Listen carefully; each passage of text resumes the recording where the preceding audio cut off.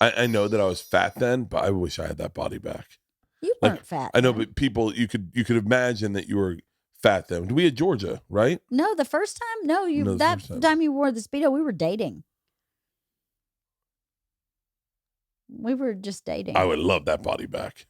Yeah, that was an awesome Yours body. and mine. Mine too. Yes, mine too. Either of those trips for mine. That was a different Leanne Kreischer. You jumped off the rock. I did. You know, something happens when you have kids. I think it's not even like. I think it's like a chemical shift happens. Because you were your brain. dangerous before.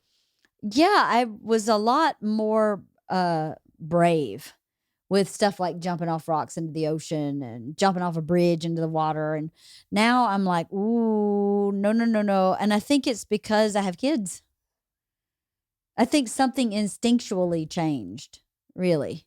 Yeah. Yeah, I do. Because in my gut goes, no. Really? Mm-hmm. No, you're not doing that. No. And before, my gut would go, fuck yeah, we're totally doing that. I love jumping off something. I do too. But I wonder how I'd feel about it now.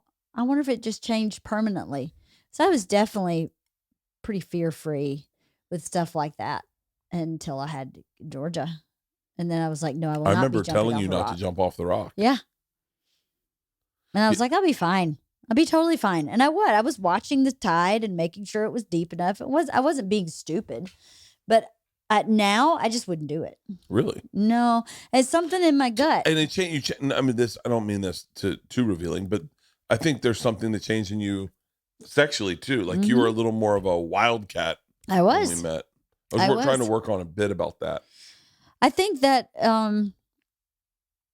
that's a layered thing with the sexuality that changed after I had Georgia. I think I didn't know this at the time, but if you've had trauma with sex, it sometimes is physically triggered with childbirth, and it causes emotional problems. And I think that happened for me. That's part of what was going on. Part of it, I was exhausted, and part of it, I didn't. When my kids were old enough to hear sex or walk in on sex and be confused by it, I was exposed to sex so much with my mom.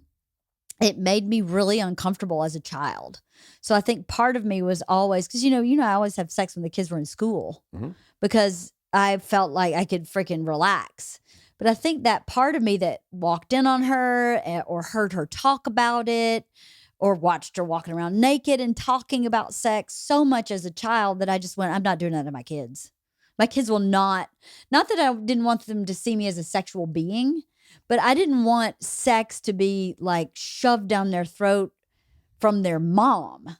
It was a weird way to grow up. Well, it's been isolating being the only one to be able to shove sex down their throat. Shut up. You know what I mean? I think it was a layered thing. I don't think it was just one thing. I think it was being exhausted from having a baby. And I do think that childbirth, that first baby fucked my shit up down there. Like everything down there was like blown apart. And to have been traumatized there before and then be traumatized with the natural traumatization of having a vaginal birth, that's just going to happen. Then I've read about it and I've talked to a therapist about it. It sometimes can trigger trauma like a trigger. Really? Yeah. So I think by the time I was trying to piece things back together, piece together the fact that my vagina had exploded, had stitches, was swollen, felt terrible, it didn't feel the same. Like sex before a baby for me and sex after a baby were completely different. So that's very like disconcerting. Like I didn't know what to do with that. Part of me felt like I was broken forever. It takes time for your body to heal itself. And even after healing, it's not the same.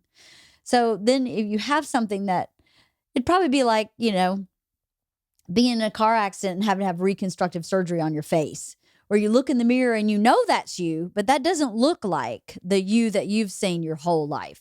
I knew a dude that happened to when he was 16. And so then it makes you, it's very unnerving. Or that's how I that's how it affected me. That may not be how it affects everybody, but that's definitely how it affected me. And then, part of it, you get older and your libido changes. Part of a woman's sex drive is to have babies. Now I've had babies, so the sex drive changes, your hormones change, your energy level as a human being changes. I think all different things kind of happen and change. But having a baby really, really did a number on me, I think. Do you think my parents still have sex? Yes. Okay. Yes, I do. Did not need to hear that.